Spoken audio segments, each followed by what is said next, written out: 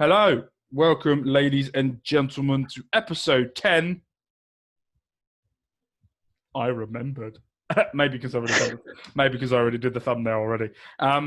Welcome to episode 10 of the podcast. Thank you ever so much for joining us, and welcome back. Good evening, good morning, good afternoon, good night, wherever you are. Thank you ever so much for joining us for today's podcast. Today, I just want to let you guys know that the Adam podcast that we released on Tuesday for you guys is fast becoming one of our most viewed shows. It's got a number of hits at the moment, so please go and check it out on YouTube. I know that it's getting quite a lot of traction over on Podbean as well. So thank you ever so much for everything that you guys are doing for us at the moment. And we just want to say thank you. Women's podcast has got off to a very slow start, but we understand that. We know that you guys, some of you are not interested in it, but we're going to get you to a point where you're going to enjoy it and really like it. We just need to tweak it ourselves. We need to learn and we need to grow ourselves. So thank you ever so much for all the support that you guys have given us over the past month or so. I can't remember when we first started doing this, to be honest. Over the past month or so, thank you ever so much. And thank you for everyone that has joined us and everyone that's liked, everyone that's shared, everyone that's commented. I'm going to go through some of the comments I got over Twitter, and I also got a comment on YouTube that I would like to go over as well. But we will go over that later on. First things first, Mr. Ryan. Hello. What happened to you on Twitter? Oh, it's very, very complicated. I'm going to have to get my phone so I can show you what it comes up with. So anyone on YouTube, you will see this. Anyone not on YouTube, you'll have to listen. Basically, I went to actually put my age in Twitter. Day before yesterday, I think it was. And it come up saying, your account is locked. Our terms of service require everyone who uses Twitter to be 13 or older, and we have determined that you did not meet the minimum age at the time this account was created.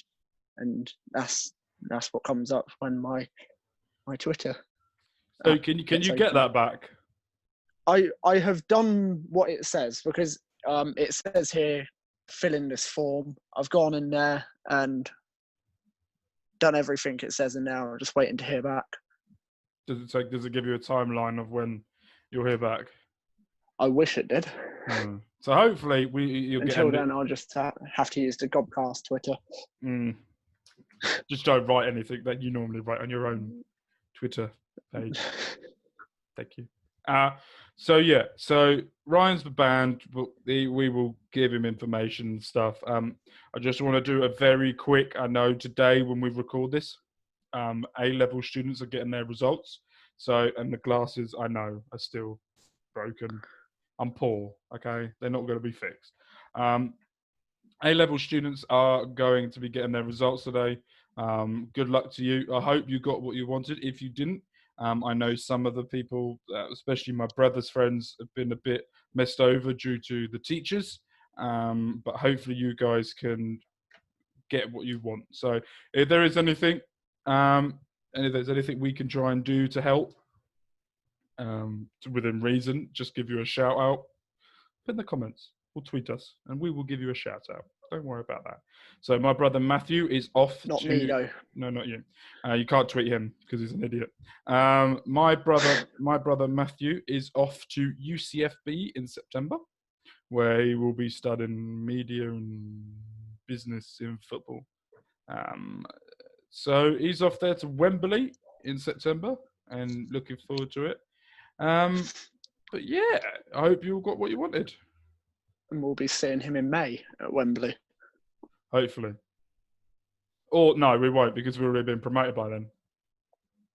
Yeah, true. Oh, dear God. Right. I just want to have a little review. Today podcast is just basically us chilling. We want to give you something. We're just going to be chillaxing today. We're just going to go over a few things, just to have our say on a certain things, bits and pieces. But we're just going to chill, I think, today. So let's have a little chat about the podcast that we released on Tuesday with Adam.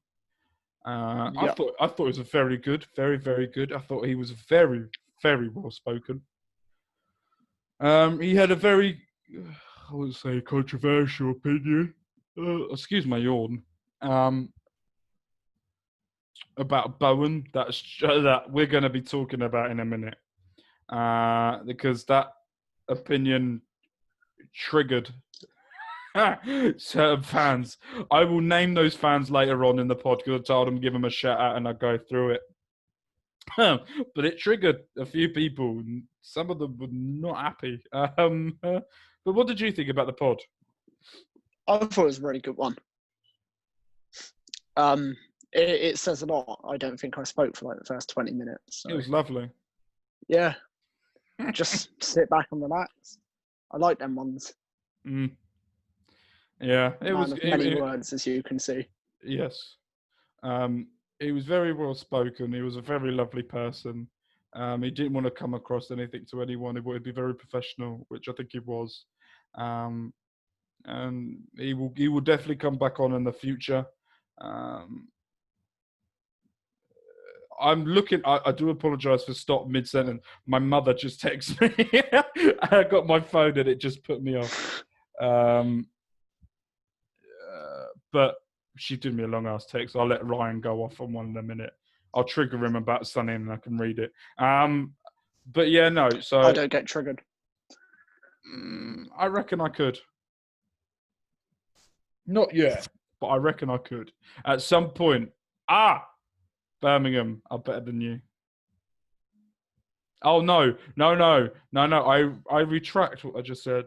Charlton are a much bigger club than you. That didn't even trigger. That didn't because you had so much hate. Anyway, moving on. It was told today by Reading and by Sky that next Friday the fixtures are going to be released for the championship season, which is very, very. So that's the 21st. Yeah, which we will do next week. We're going to makeshift around the podcast, so we can do a fresh look at the fixtures for you guys. So it's looking like it's going to be a very condensed season as well. It looks to be quite a midweek game for a Saturday game, midweek game, quite a lot of time. The reason why I'm talking and trying to kill time as well at the same time is I'm trying to find the tweet that Reading put. That's all I'm doing at the moment, is I'm trying to find the tweet that Reading put. So they've put fixtures come out next Friday, 46 Championship. Our Carabao Cup first round fixture will also be announced as well. The season starts in 6 weeks' time. They are set to have 13 midweek matches in total in the Sky Bet Championship coming up.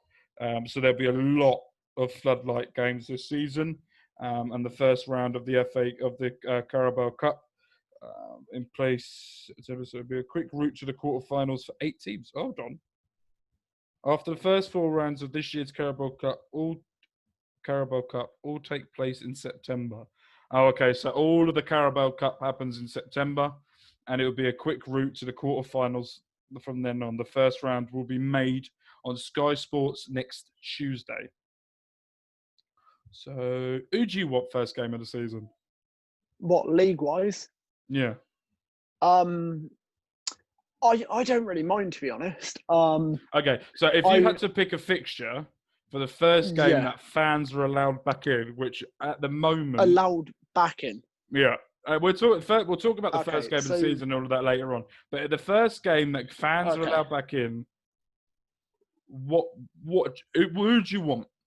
Okay, so we were talking about this in the group before my account got suspended. Oh, blue. What? Sorry, if you're watching this on YouTube, I've got blue die. Oh, carry on.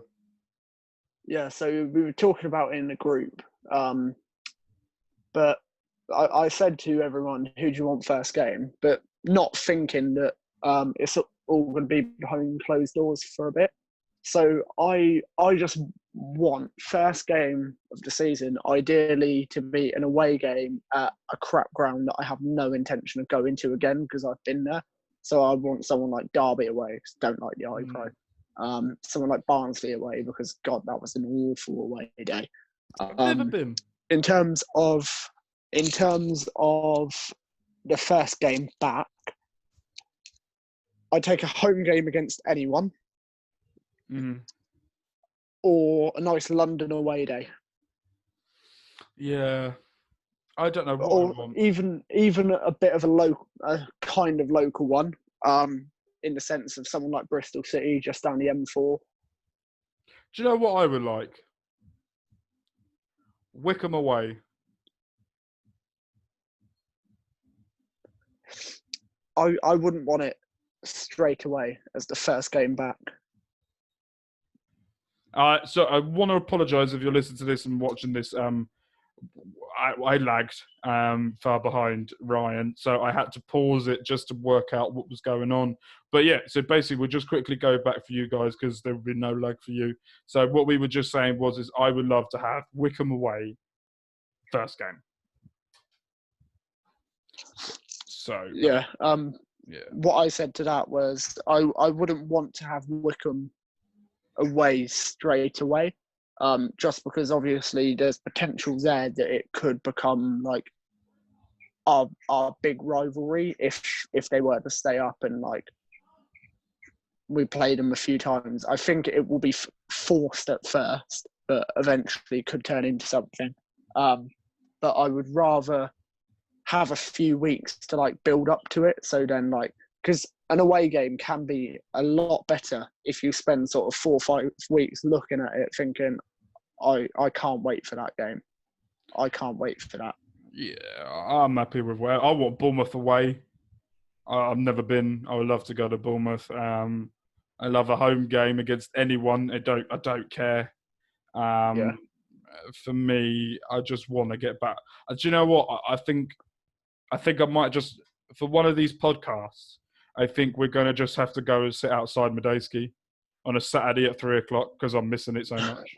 just randomly sit there like Arsenal fan TV do when they just rack up outside Emirates whenever they want. But yeah, no, I think we'll do that. So moving swiftly on, we'll go through. So what we're going to do next week is on Monday, hopefully we'll have Courtney on, where we've got a game for him to play and we're going to have him on. Then we're going to do next Friday for you guys will be the women's podcast. Will be the women's podcast. And then on the Sunday, we are going to do the fixtures and have a full run through, full look at, and we will go into depth and detail to that as well. So that's what we're going to do for you guys next week. So yeah.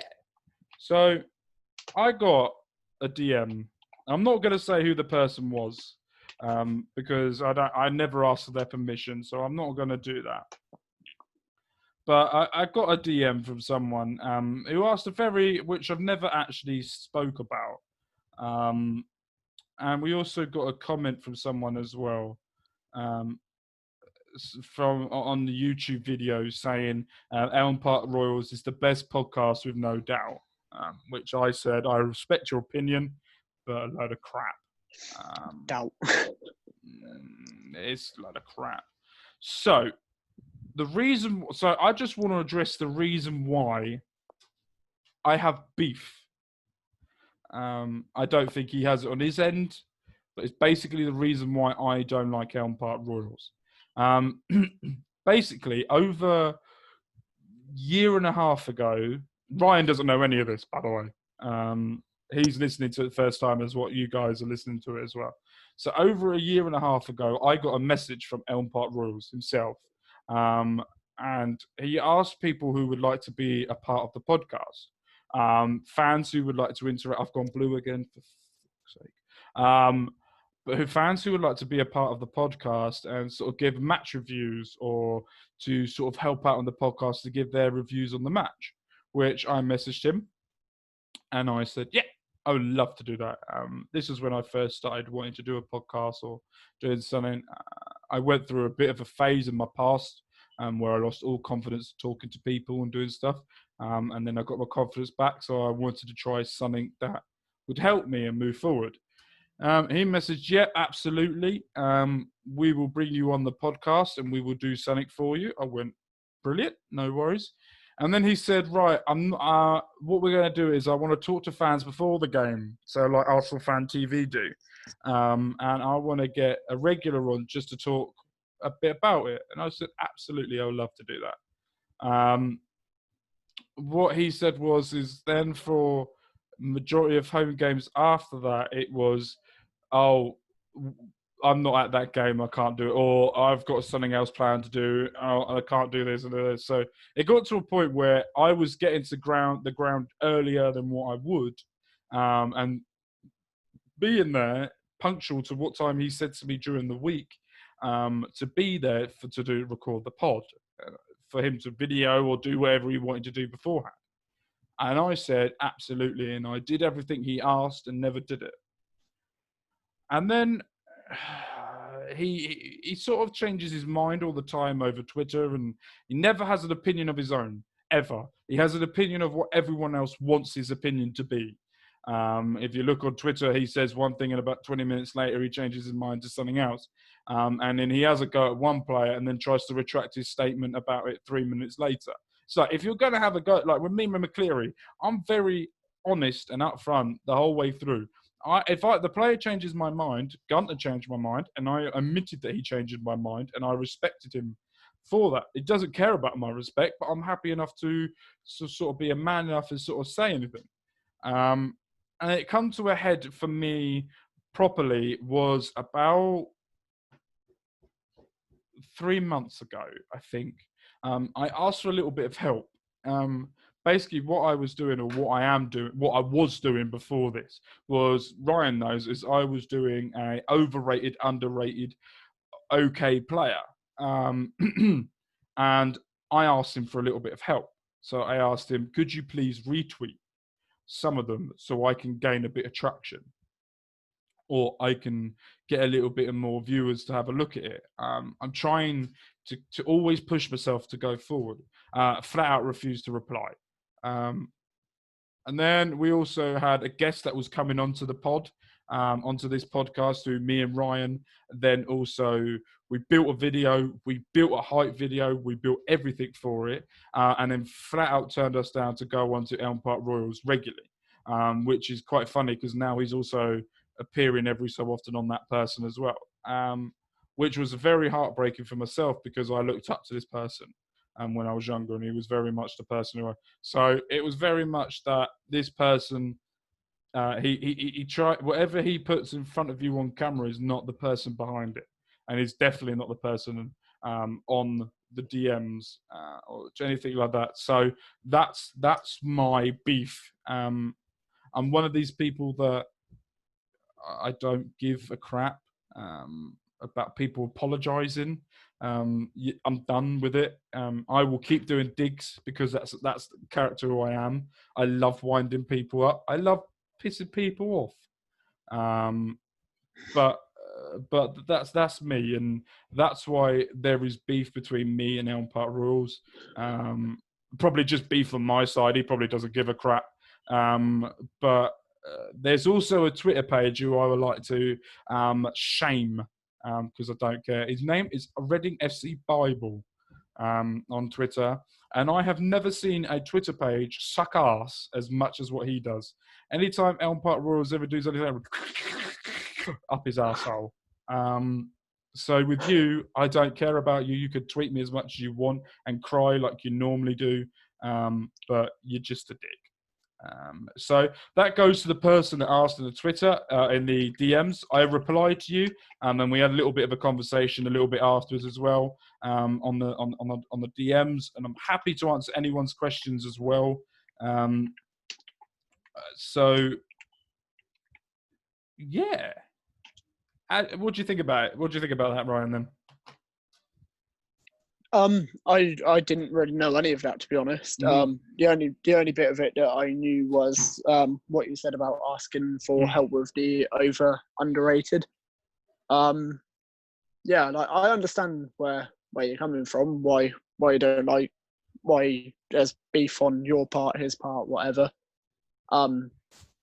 Personally, like I do know where you're coming from with the whole changes his mind a lot, because I have seen that.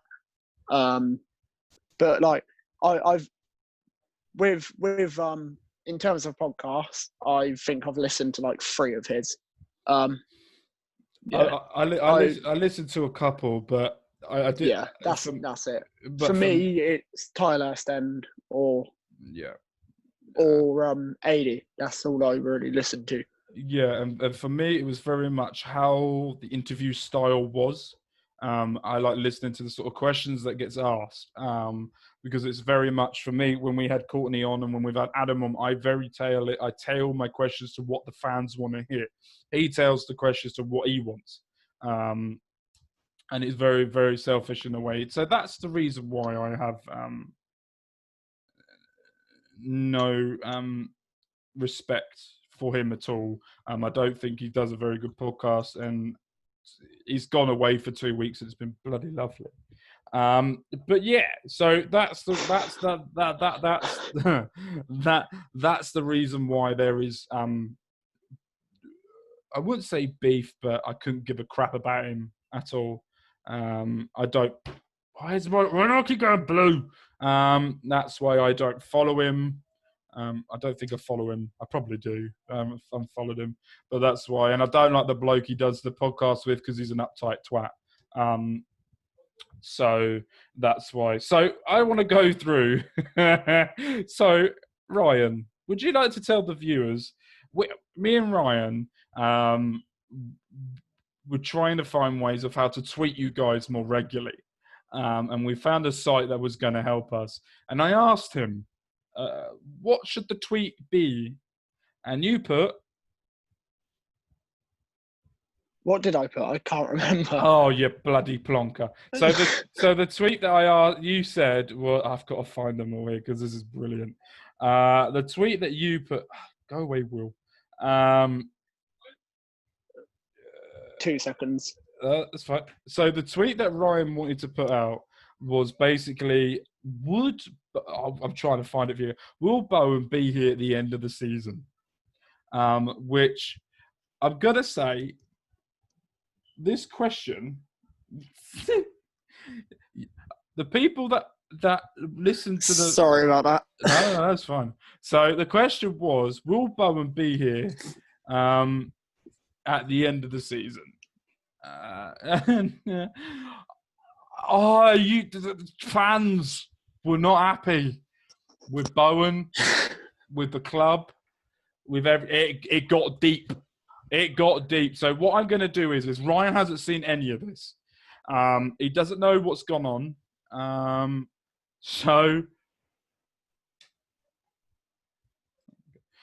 Yeah, and we're back. So I had to sort something out. So these are the replies that we got, and there's a few people that sort of had an argument.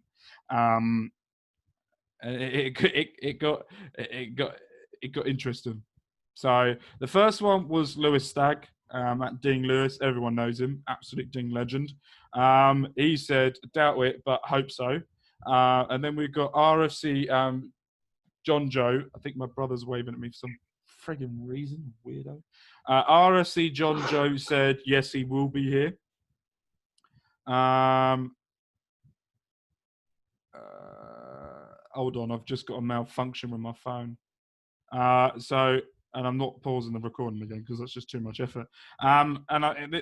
Michael Hunter at Michael BHB Hunter _B Hunter, but nope, not with extra players. I don't know what you think about these. So I'm going to read out the one-liners and then I'll see what you think about it, Ian. Sam Clark at Sam Clark, Slam Clark 958248870. That's the most annoying one ever. And no, we will be struggling at the same point in the season and he will be gone. Ding legend, Ollie Bryant. I think that's how you say his name. But he is a Ding legend because he made video for me before. He put, yes, he will be here.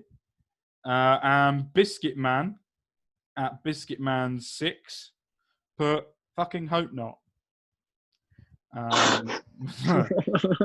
So So what do you think about those? Is there people you agree with, people you don't agree with? Well, to be honest, like my opinion is right. So I got two in a way.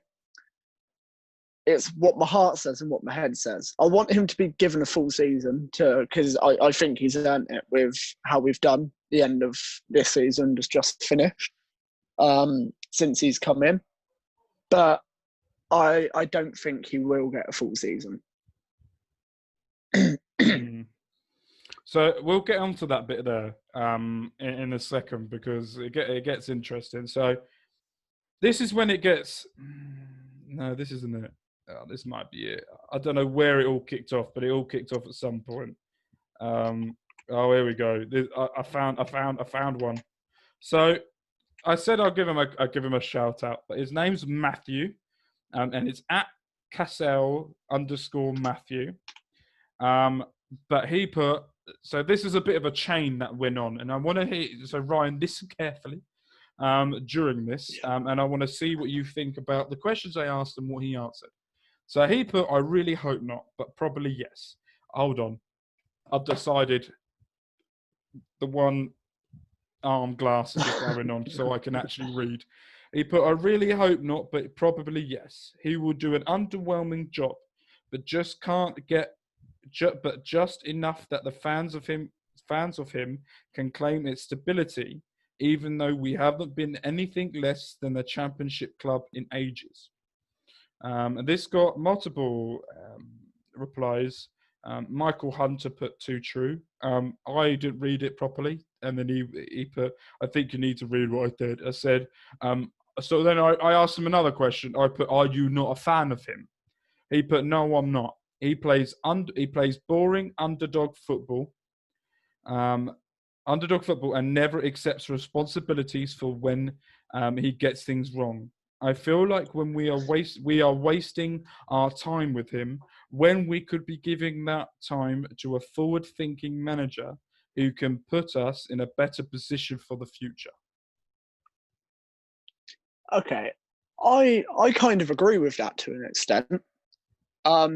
There's a couple of games that stick out in my mind where I would completely agree with that. For example, 1-1 away at Barnsley when he first took over. Absolutely shocking performance. One of the worst games I think Reading have played in a very long time. And I remember seeing something online about it and walking off the pitch. One of the fans actually went over because I don't know if you know at Oakwell, but you've got the tunnel there and the away end is right next to the tunnel. And someone went over by the tunnel and said, like, what's going on? Sort it out because it's not good enough. And apparently Bowen just looked at him and said, I didn't ask you. I picked a team, not you. And then walked down the tunnel. So I do agree to an extent. But that has definitely improved. And what we've said in the past of like a lack of a plan B, especially under the likes of Stam, where it was his way or no way. I do also see there can be a lack of a plan B, but we do play effective football at times under Bowen. Okay, cool. So someone replied to this that wasn't me, and his name was Phil2399614. Could people stop putting numbers in their name? That long? Come on. That's a controversial opinion in itself. Well, you can have a year, but not 549675. It's harder for me to read. And then someone put, name a forward-thinking manager who would come to Reading given the current financial restrictions at the club and the unrealistic expectations of our fan base. Which Matthew then replied to that going, we have a top-of-the-range training facility and a good academy with a proven track record of producing.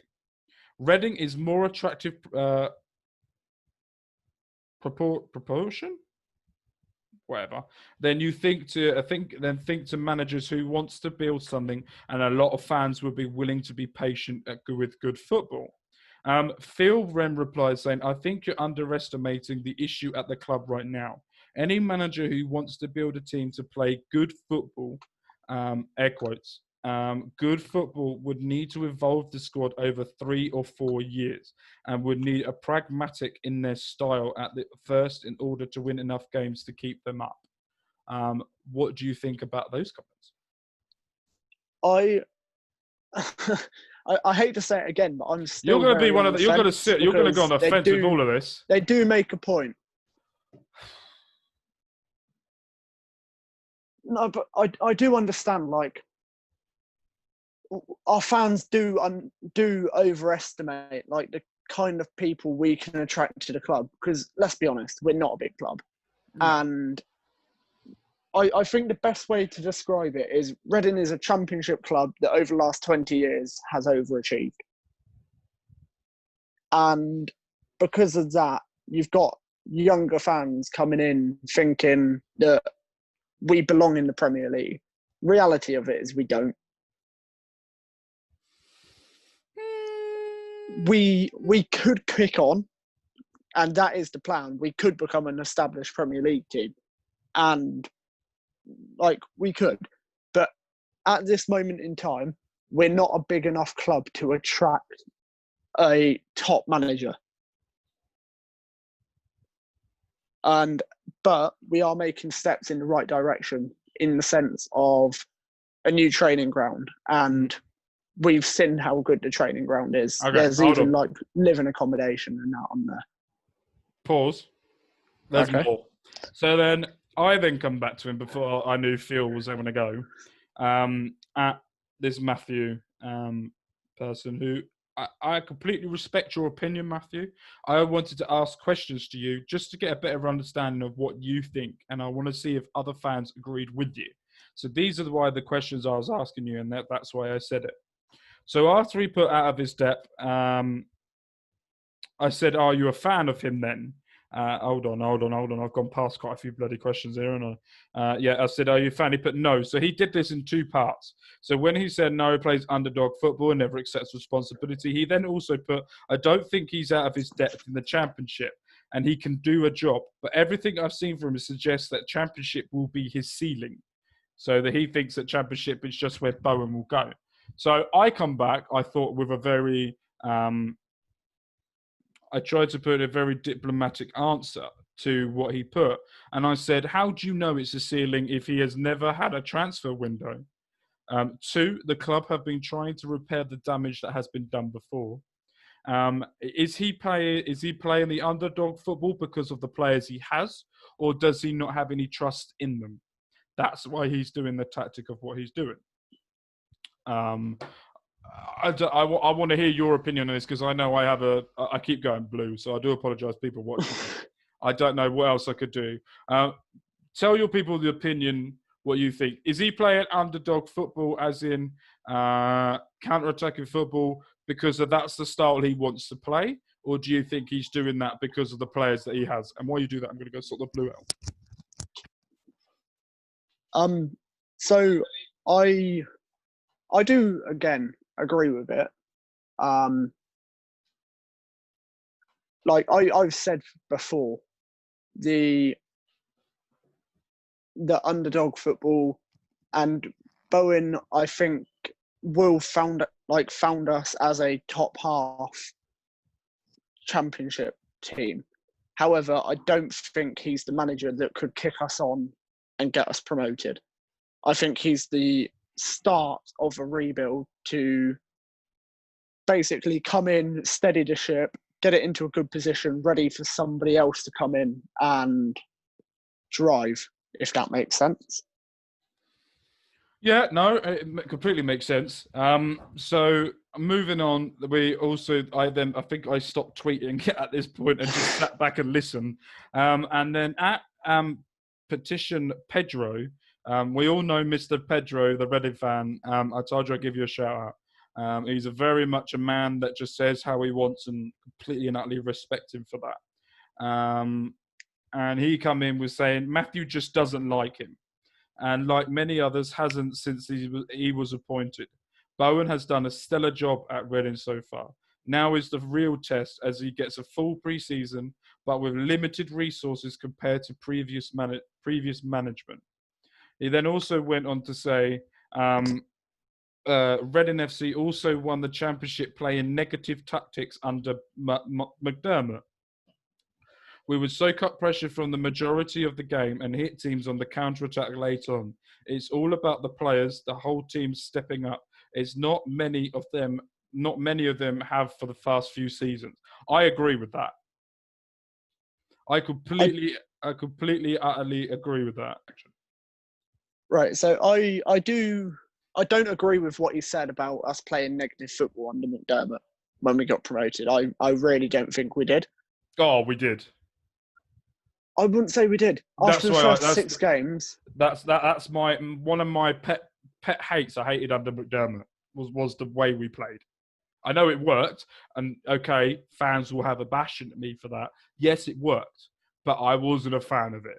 I like control of possession and stuff like that, but that's my opinion. But it was very much a negative way. Carry on, sir. Yeah, but it worked. But in my opinion, I don't think it was that negative, especially when you compare it to other types of football we've had in the sense of Clement ball. What even is it? No idea. Yap Stam was very... Possession. Yeah. Even under Gomez, we tried it. It was, but I'm going to carry on because it gets a little bit more interesting moving forward. So, okay, so this is... Jesus, I've got to try and keep up with half of this. So, and then a gentleman called at Luke187_. Hi, Luke. And he put, I actually think Bowen has done the best he can considering. We have our best, we've had, fucking put my teeth in. We've had our key players injured and our squad, particularly at the restart, had no desire and determination. Give him pre-season, try different formations, 2 transfer windows, and then judge him properly. Some players did show desire and determination after the restart, but a lot seemed that like they weren't bothered. Bowen has the right ideas, but also has zero money to work with. The rebuild can't be done in one transfer. So we just have to be patient and hope for the best. I'm going to quickly carry on because there's a lot that happens during all of this as well. With the end of that, Matthew put, do you not think the players having no desired determination is a reflection of Bowen's ability to motivate? Pedro then come back saying, nah, Matthew, it's the overpaid dross which failed to consistently perform under the 4 previous managers. They got an easy ride, and I totally believe that Bowen has the minerals to put a rocket up this team and give them playing consistency without the bad eggs in the camp. Luke then replied, Can I say something now to that? Yeah, go. So I completely agree with Luke there. He's come in to a team that really didn't give a crap. Kicked him up the arse, and especially over Christmas, it worked. We saw how good the results were. You see when that desire again left the team, Millwall away, turned to crap again. And we really did have a team that didn't really give a crap. And I agree with him as well that Bowen has got the bottle to do it because he's proved it by dropping more. What other managers that we've had have made the decision to drop probably our most important player, let alone the club captain? He has had a lot of injuries to go with as well. And to be honest, that's why I think he deserves to have a shot at it next season. Because I think with what he's got, he's done a brilliant job. But it's just my opinion that he won't kick us on to that next level. Okay, so I'm going to carry on from the bit when it says, when Matthew put about the desire, Luke then come back and said, no, this has been a huge problem for many seasons. A lot of our players under any manager have a weak mentality and do not seem to be asked around the club. We were basically safe from relegation, so we didn't play our best. And Matthew then come back saying, Matthew went on for a while, so I'm just going to read it all, and then I want to see what you think at the end. He put, I guess we will see next season what Bowen is able to get from the players. As far as I'm concerned, the only person who will be able to prove me wrong about Bowen is being the wrong man is Bowen himself. Luke come back saying, we've still got a major problem in an extremely difficult league. He says, judging him entirely next season is silly, in my opinion. It will be frustrating and people will be called for him to be sacked, no doubt. But he's trying to build a top squad with zero money. It's near impossible for majority of managers. He then added on saying, I think he has the right ideas, but no budget and limited players. Will he be gone next season? Knowing us, yes. And he will be back at square one. The players have to step up, and I think a lot will. But if they don't, we know what happens. And then it's just basically me just asking if I can give him a shout out, basically, after that. But that's what he thinks. What do you think about that? Completely agree with him. I think everything he said there, I agree with. Especially, should he be given till the end of the season, at least? Yes, because I agree with him that it is a full rebuild job.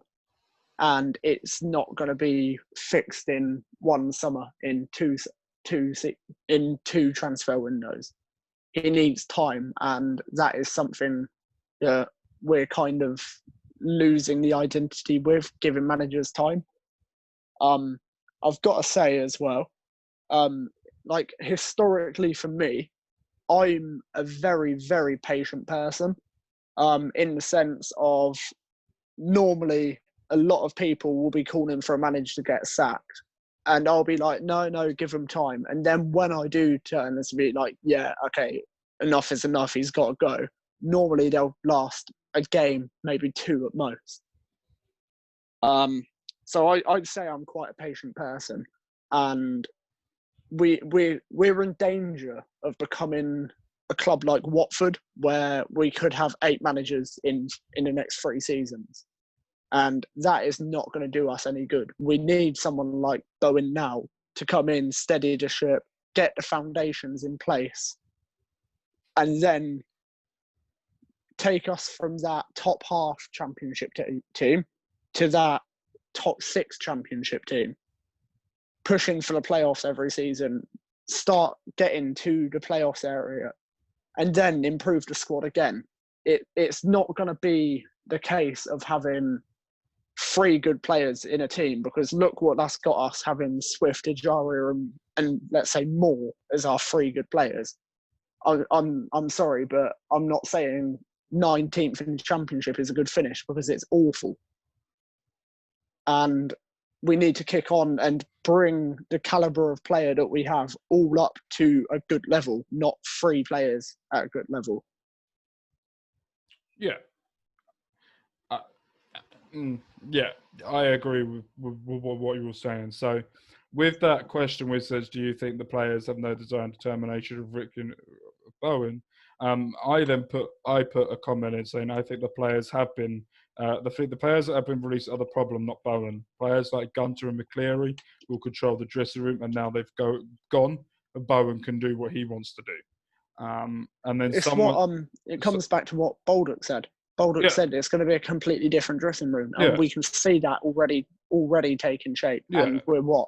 How long ago did the season finish? 3 weeks? 3 weeks ago, I think it was. So I want to give a shout out to a bloke called Matthew Williamson. His name is at Photomatic. And he put, there's nothing to back this up at all. There is no evidence that any McCleary Gunter have been a negative influence on the squad. I'm just going to leave that there. Just for a second. All right, left it? Cool. Yeah.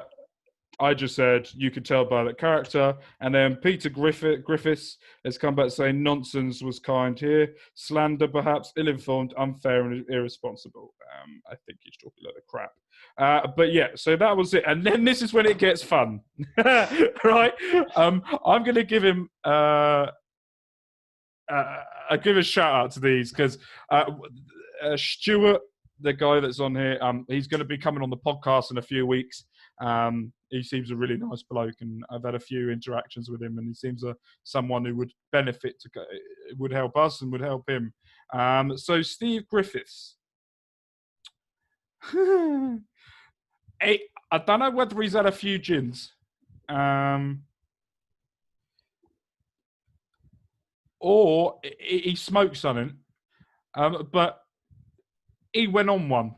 I'm going to go back a little bit because it gets interesting. Steve Griffiths, so it was to the comment of when Pedro put also won negative tactics under McDermott and would soak up pressure, blah, blah, blah, blah. So Griffiths then come in. I love this chain because I really sat back and enjoyed watching this. I'm not going to lie. I really sat. So he put, so these players you are blaming we signed by the club, he put in capital letters. It's not the players' fault they were signed. The root cause is we have an owner who doesn't know what he's doing and putting the club in financial difficulties. Stuart then come back and said, at Fence 17, but the owner is keeping us afloat. Without them, we would be screwed. They have backed managers and tried to do the right thing. We are lucky to have someone with deep pockets, not a queue of them waiting to buy us. He put back the manager, LOFL, laughing, I don't know. They've employed the morons and let the super agent run wild, getting rich, signing players who are not fit to wear the shirt on ridiculous wages, for fuck's sake. They brought in an ex-Chelsea and Man United CEO to run the club. It didn't work out, but was the right idea. The super agent who got us Martinez, Olivier and Maziga. Lots of other teams work with agents, not just us. The wages are high, agreed, but they are working on that. Steve then come back and said, exactly, they brought in Gooley. What a smart move that was. I don't think Steve was sort of listening. Anyway, they are being advised by a super agent who knows F all about the championship.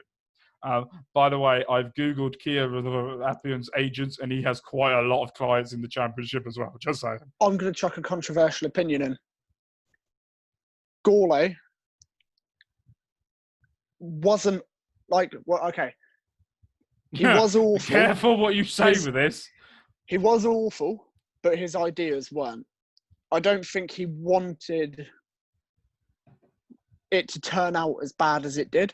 Obviously, I think he had good intentions, and I think at the end of the day, I think it come down to the breakdown in the working relationship between him and Teveridden. Yeah. And obviously, it ruined the club a lot, but I also do think that there's a couple of good things that he's done, in the sense of, at the time, people said it as well. So from our current squad, I'm not sure how many players were bought in the Gourlay era. I can think of. There's Swift, Moore, but then the other one that people at the time were like, well, why has he done that? That 4-year contract for Mate. At the time, we're thinking, what on earth is that? But now, I think you're probably the only one that's not thinking, well, that's masterwork. No, it's not masterwork at all. Yeah, I said you're the only one that probably. won't be agreeing. I might be the only one, but at the same time, I think you've got to look at it as he produced that what 4 years should be producing. Not at all. I like Mite. I absolutely love him. But I don't think he does that. Steve then I'm going to go back, and Steve then carries on and says they gave Bowen an extension, extended contract, only 1 month of good results. Stuart come back and said, as I said, it was a good right idea, just the wrong person, and it didn't work out this time. Kian knows the league very well. He's got us up with some very good players that kept us up. He's also been brought in by Arsenal to do a similar there. Bowen extension was hasty, I agree. And then Steve put, cool. Sounds like in a roundabout way, over several tweets, you agree with me. The club up to now has been run incompletely by the Dies. He put no. But I still think they're the right owners for us doing the right job. Steve then also goes on a different chat and said there's no queue of buyers because we've been run incompetent, that word, and because of our financial, we are fucked. Seen the end of year financial books? Stuart put, yes, I have read them all, and we are in a bad financial position. The owners recently injected 11 million to help with that. The owners now own our stadium and the training ground. What would you really like the new owners, considering they have no assets apart from players? Steve then come back with saying consistently changing the owners isn't great, but would be good if the present owners learned some lessons. A football strategy similar to being run by Brentford would make more sense and putting a club at future risk.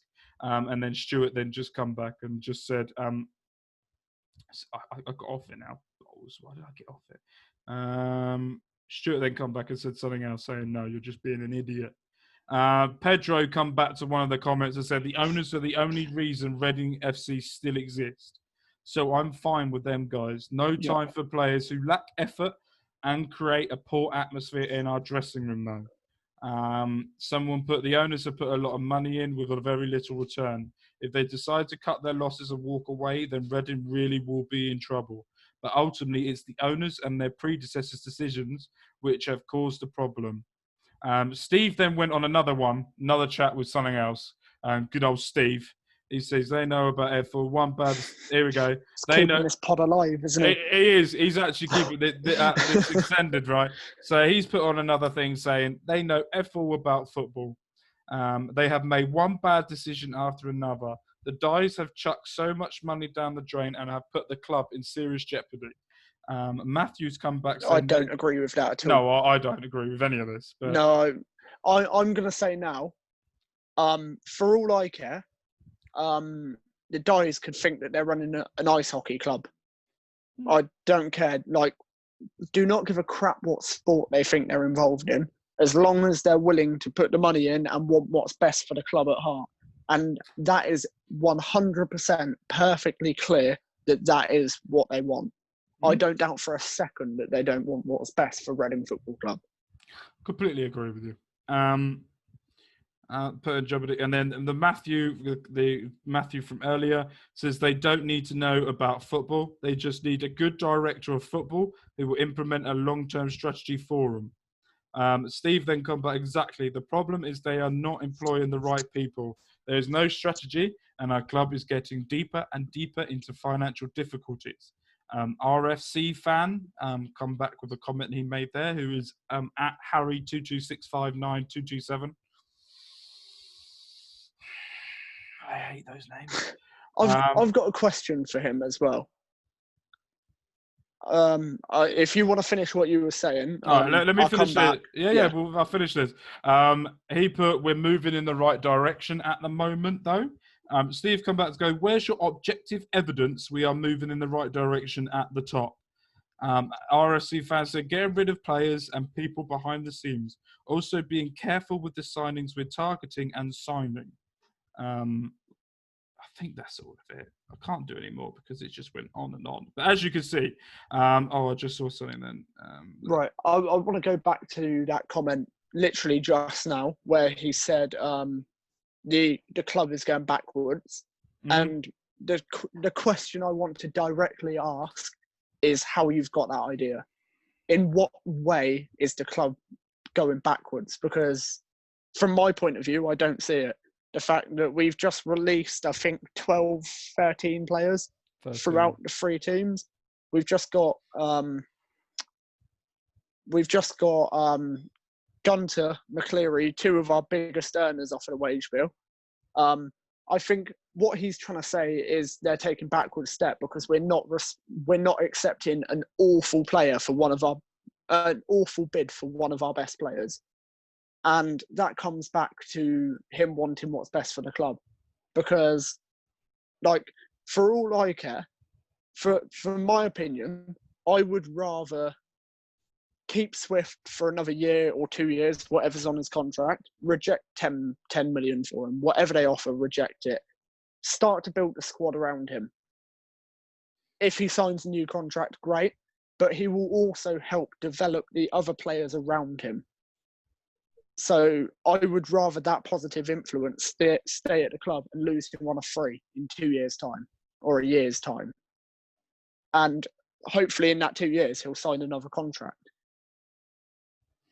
But in my opinion, I don't see where the backward steps are because, we've just lost 3 of our biggest earners because I completely forgot about Barrow as well. Mm-hmm.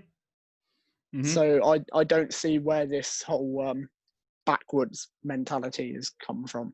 No, I agree. And I'm going to give one more shout out. Give up the cocaine. Yeah, he needs to give something up. I want to give one more shout out to a gentleman called at L14M _. His name Liam. And he tweeted, which I think I agree with slightly. He goes, he was talking about when Pedro was talking about counter-attacking football, sit back, take the pressure and counter-attack. And he put this: attacking football isn't the only way to play football. It's the most entertaining and nice, but not the be and end all. Look at the League One playoff final. Wycombe played their game and won. That's all that matters. Like you said, Bowen is doing a decent job. Again, completely agree with that. Yeah. At the end of the day, going back to the League One playoff final there, do you remember seeing that thing around the time of the game where they compared the 2 teams in the league and every single stat they had on the screen had Oxford were top of the league and Wycombe were bottom? And who cares? Who cares? What matters now is Oxford are a League One club, Wycombe are a Championship club. I would happily concede 80% possession every single week of the season if it was our identity and it got us promoted. Yeah, for me, I'm very much I wanna see us play football. I don't want to have 80% against us every week. No, that comes with time, though. Yeah, my frustration levels and my anger levels would definitely not suit that. So you'd be angry if we had 20% of possession every week, but we were top of the league? You'd be angry? No. I'm not saying I would be angry at that. What I'm saying is if he's going to direct the game at that, he has to be winning them. You can't be going into a game going, right, we're going to sit back and then only be winning it 1-0 because you're not going to get any fans in the stadium. Reading one thing I'm going to highlight about that. Hold on. Okay. Hold on. I haven't finished yet. At the moment, and I think Courtney said this last week as well, and I think this is a situation the club need to deal with, is get fans back in the stadium. I'm very much, I will go and support Reading for the rest of my life now. I will turn up if we're in League One, League Two, Premier League, Champions League, Vanarama National. I will go and support them and I will be there for them because it's football and it's my club and I want to support it and I want to help it. I don't know what they need to do, but something needs to happen for regular, I won't call it regular, but part-timers that turn up and fill up some of our stadium. Something needs to happen to help them. I don't know what it is, but the club need to do something. The owners will be absolutely fine. Kia will be, and I had this debate with Adam last week, and I don't know whether you've listened to Talk Sport, because you've got Twitter, but that Kia, he was on Talk Sport today talking about, I know it was a little bit. He was talking about William, and he was talking about him, and he was talking about some of his players, and he talks really well. And he has quite a few clients, to be honest. But we'll not get into it. But I think, Steve, I love you, and I want you to carry on coming on. I want you to comment more. Please start commenting more, but you're talking crap. It's completely off topic, but I've just gone on to the Gobcast Twitter page, and Sheffield Wednesday have just confirmed the signing of Che Dunkley. Yeah, I just saw that. Who's he? He's a good player. So he is. Yeah. Shame he's gone to that shit. I don't know why I've gone on there. So yeah, so that was the conversation that you started last night on Twitter. Yes, my parcel's here. I brought some. That's gonna make me happy. So yeah, that's done and everything. But yeah, so you started off at RFC latest.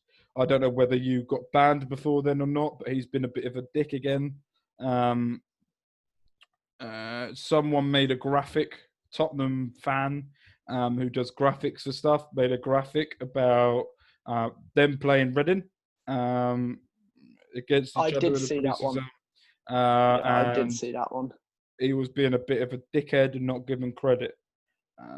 So yeah, he is a bit of a dick anyway. So, or she could be, or he, she, or she, he, whatever makes you happy. So we're just going to go off. So we're just going to go on to now the next topic that got released yesterday by Eddie at Eddie RFC. I think his name is at Eddie RFC 7. Please go and give him a follow. He's absolute a Reddit legend. I can't praise him enough. But he dropped a big bombshell yesterday. Trevor Chalobah is on a large list of Reading players Reading are considering making a move for this summer. He gets the impression we will take the best players on the list who don't have a club or a loan near the end of the transfer window. He says another contrast may be how much of their wages their parent club can pay. This isn't big news. He's just a player on our radar and probably the most of the clubs in the Championship. So Trevor Chalobah is on the radar. Eddie's also said that this isn't to suggest we won't be spending. For example, Mendes was told a couple of days ago by Sporting that he can go. So Reading might be doing something with that, but we know with Courtney that's agent talk. For example, with Mendes and Nigeria, these are taking time because of the parent clubs are trying to attract offers from elsewhere so that they can get more money. That's what he said. And I'm just gonna. What do you think about? I know that I asked you, and you've probably got it up for me. A bit about the stats of Trevor Chalobah, but I just want you to give it to the people. A little bit more information about him. Yeah, I'm gonna have to get it back up now. So last season he was on loan at Huddersfield from Chelsea. Season before he was on loan at Ipswich. I remember particularly last season when we played Huddersfield away and beat them 2-0. He was the defender that collided with the keeper, I think. I might be wrong with that one. But he was born in Sierra Leone. I found that quite interesting because represents England under 16, 17, 19, 20s and 21s level. Last season, played 36 times for Huddersfield, scoring 1. Season before, playing 43 times for Ipswich, scoring twice. And yeah, he's versatile. He can play defence and midfield, and can't really complain. He's 6'3", so it's absolute unit. So on that as well, what we also have the understanding and what according to the Gobbo sources, that was awful, wasn't it? Ejaria. The agreement that Reading had in place with Liverpool about the loan and then turn it into a permanent. There was a trigger that Reading had to activate. So the deal went through and Reading have missed the deadline. They haven't triggered it. So for all Reading fans out there, be prepared for him not to be here. I think that's going to be what's going to happen. I don't think he will be here next season. And I saw someone's put on Twitter, looks like we're not getting Nigeria. Not very happy with that. I'm gonna be very controversial here. I don't think Nigeria suits Bowen's plans. By what I'm hearing and what I'm seeing, is he wants 2 box-to-box midfielders and a CDM. It looks like he's got Josh Laurent in. It looks like if Swift goes, we're going to use that money for someone else, maybe for a youngster. Elise might be used now as a winger. It looks like Josh Laurent and Reno are going to be put in the middle, and he's definitely trying to get a CDM.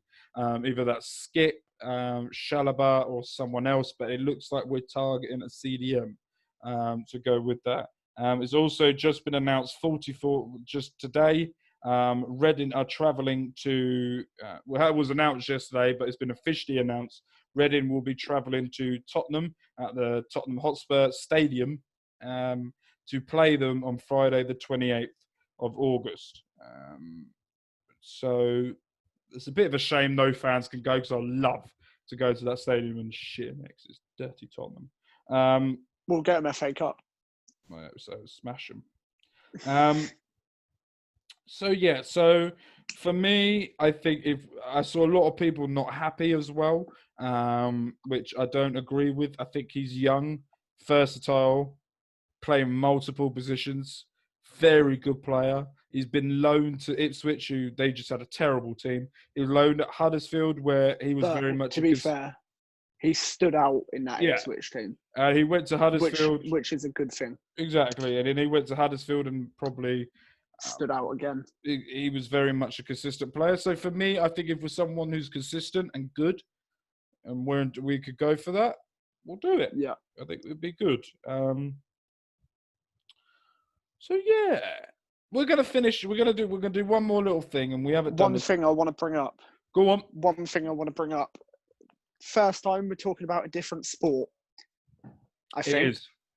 Did you see what Ronnie O'Sullivan said? Legend. Absolute legend. Very unfair. Very unfair, I think. Very disrespectful to young people coming up. I don't think it was disrespectful. I think he's honest. The fact that he said I could lose essentially he said I can lose an arm and a leg and still beat you. Well, yeah, because he's being honest. He's the issue with that kind of sport is the development of different players. Okay, so you have, back in the day, you could go to a pub, or you could go to different snooker houses and go and play snooker all day for free or whatever, and then you'll just go and learn. These days, you don't have that. Don't have any of that. There's no funding whatsoever into the sport, I think. There's hardly anything going on there. And he's just flagging up to people that run the sport, either do something about it, or I'm going to have to keep going when I'm 60 and keep beating people. And I think he was very much fair in what he says. I think he's being honest. I think he's being very truthful. I think in what he wants to say as well. He could have been a bit nicer with the way he said it. If you know Ronnie O'Sullivan, you know it's not going to be any other than the way he wants to say it. Yeah, true. He's just going to say how he is, and I respect him more for that. There's no point sugarcoating it. If you want to get your point across, you've got to make it go viral. And he made it go viral and a half. I think he was honest. I think he was correct. I think he was right in what he says. I think the sport needs something. I enjoy watching it every so often. If it's on, I'll put it on. If there's nothing else on, I'll put it on and I'll watch it. Or I'll have it in the background when I'm doing something. But it needs something, and I know they've tried different things to try and boost it. But talking of boosting, Formula One. I think this is the second time. The second sport time, apart from that one, that we're talking about a different sport. So,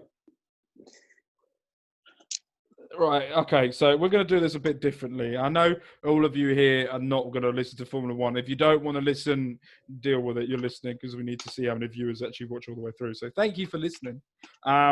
So if you had to pick one person out of the group, two people. Okay, so if you had, I'm changing my mind during all of this. If you had your own company and you had your own car, all right, and you had 2 seats, who would you pick? In what sense? I'd pick 2 drivers for the next 10 years. No. Just pick drivers that are on the grid right now that are currently in F1, if you had to put two drivers together, who would you have? I don't even need to think about it. Max Verstappen and Lando Norris. Oh, okay.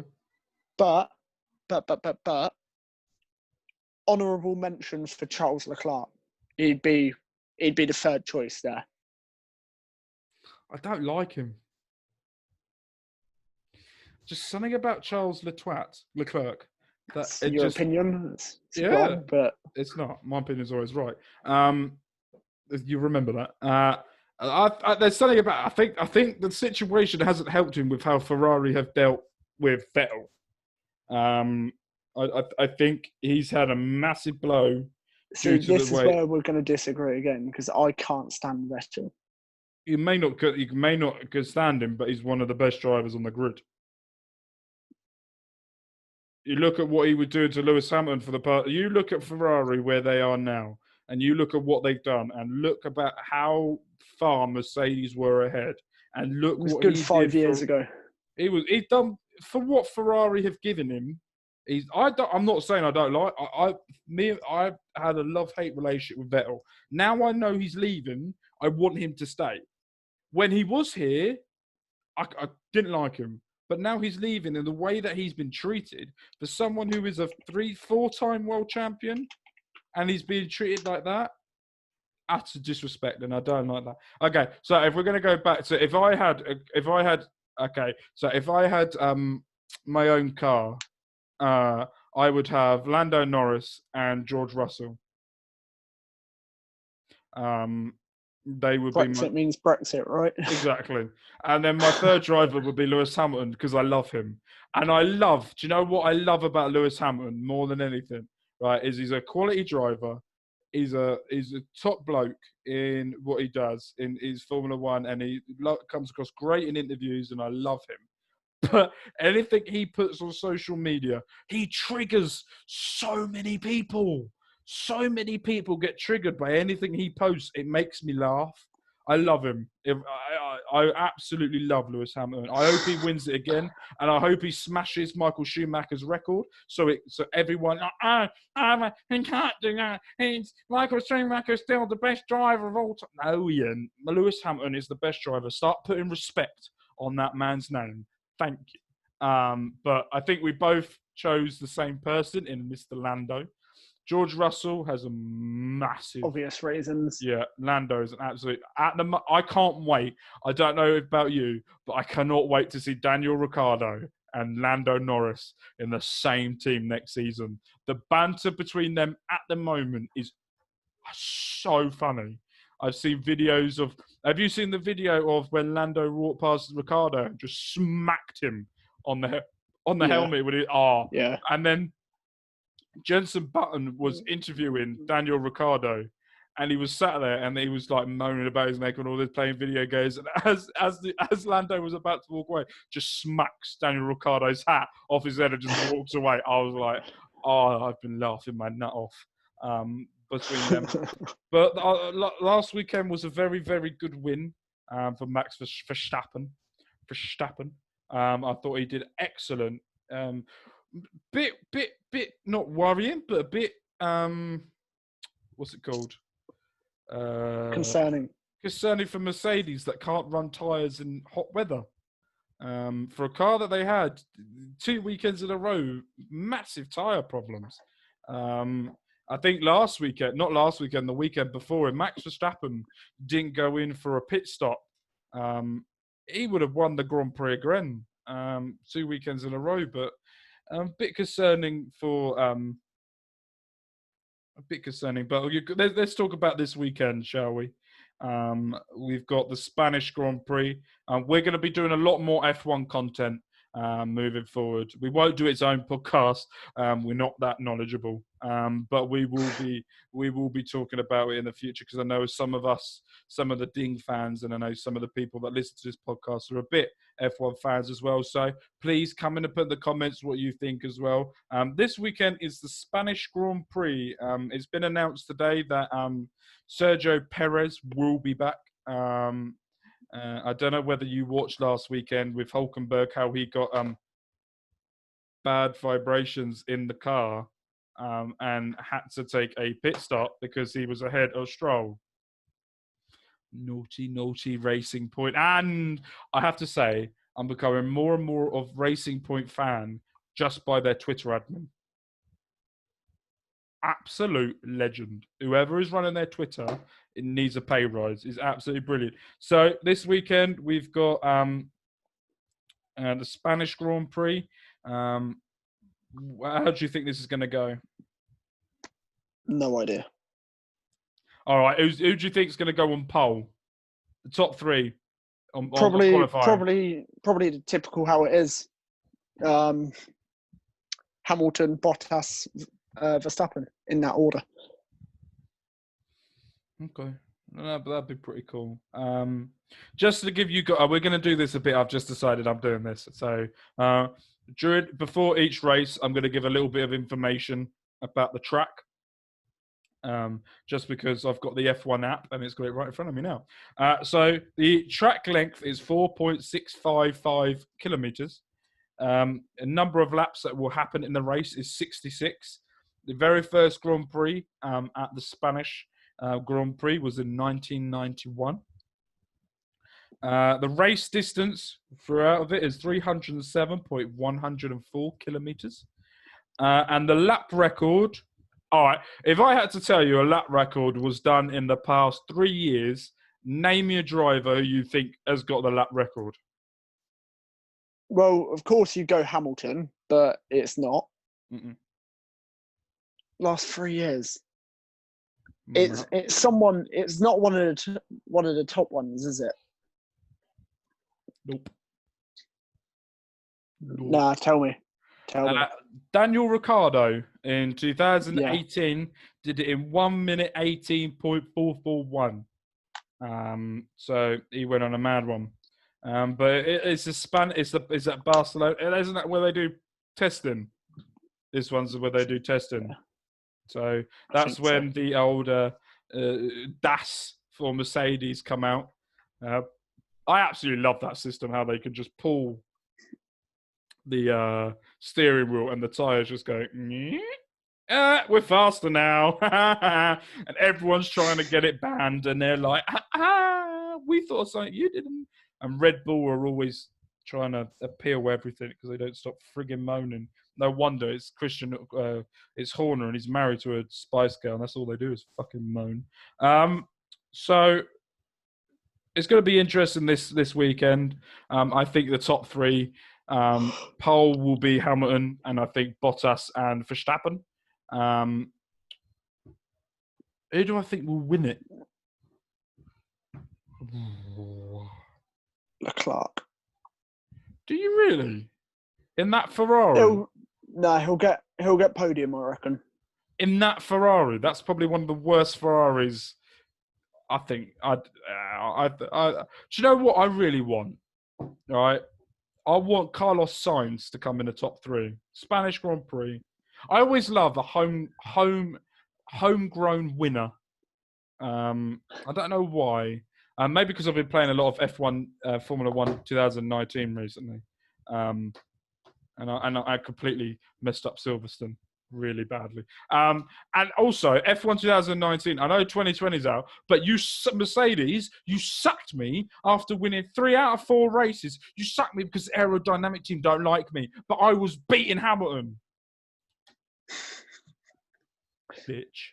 But yeah, so we're going to do a little bit more content, and Sergio Perez is there. We've got Lando Norris, who everyone's favourite. I don't think there's anyone who doesn't like Lando Norris. If you don't like Lando Norris, get off my page. I don't even want your view. I don't even want your like. Do you know what? Dislike it, you little prick. Actually, please don't. I want likes. Thank you. But talking about the drivers overall. No, I want to see how many people dislike him. So if you don't like Lando Norris, dislike this video. All right. Let's do a tester. If you don't like Lando Norris, dislike. If you like him, like it. If you love him, share it and say that this podcast is the best. We're not going to. Or just comment. Yeah. Just comment. Right. More people would comment. Boring. So in the drivers' standings overall, Lewis Hamilton is on 107 points in first. 77 points is Max Verstappen. In second, Bottas is third with 73. Charles Leclerc is fourth with 45. And Lando Norris is fifth with 38. Then Alex Albon, Stroll, Perez, Ricardo, Ocon, Sainz. Oh, Sainz is a bit down. Vettel is 13th.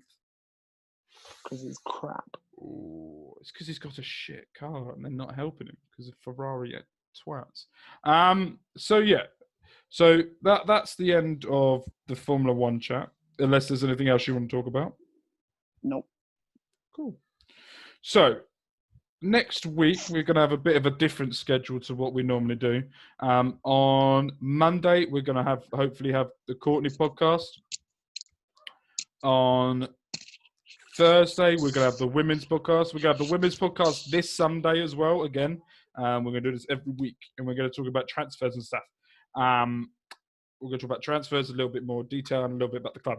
And then next week, we're going to have on Tuesday, we're going to have Courtney. On Friday, we're going to have women's podcast. And next Sunday, we're going to be talking about the fixtures. Fixtures. Interesting stuff moving forward. But yes, be excited for Monday's podcast, because hopefully if Courtney doesn't come on, then we're still going to be doing the game. I'm really looking forward to doing this game. It's the same one as we did before, but with a twist. I was going to say it, but I want to keep you intrigued. Be intrigued. So yes. So I look forward to seeing you Sunday when we talk about the women's podcast. I look forward to seeing what you think down below. Please like, share, go on all the social medias. Please follow us. Please like us. Please tell your friends, your family, your mothers, your fathers, your sisters, your nans, your grands, your uncles, your aunties, your cousins, your step cousins. Oh, hello, step bro. All of them. If you get that reference, you naughty boys. If you don't get that reference, you are definitely too young to know the reference. But thank you ever so much for watching. We very much look forward to seeing what you guys think. I'm now going to go and eat dinner because I'm starving. And then What have you got for dinner? I don't know. People want to know. I got spaghetti bolognese for anyone that cares. You got garlic bread? Probably not. Oh, spag Don't bowl. know, but- My partner never does it anymore, but I used to always have a spag bowl with big garlic bread. Oh. Next week on the pod, we're talking dinners. We are. And I'm on a diet now. I went for my first run today in about since lockdown. No, in about 3-4 weeks. I tell you what, that was not nice. That was not nice. But yes, if you guys want to hear me how much I lose weight, I'm happy enough to share. I don't care. I'm happy enough to take you on the journey of me trying to not get fat again. Well, I am fat, lose the fat. So I look forward to you guys, see what you guys think. Please keep watching the Adam podcast. Please watch the women's podcast. Please watch every single podcast, you bastards. Right. Bye.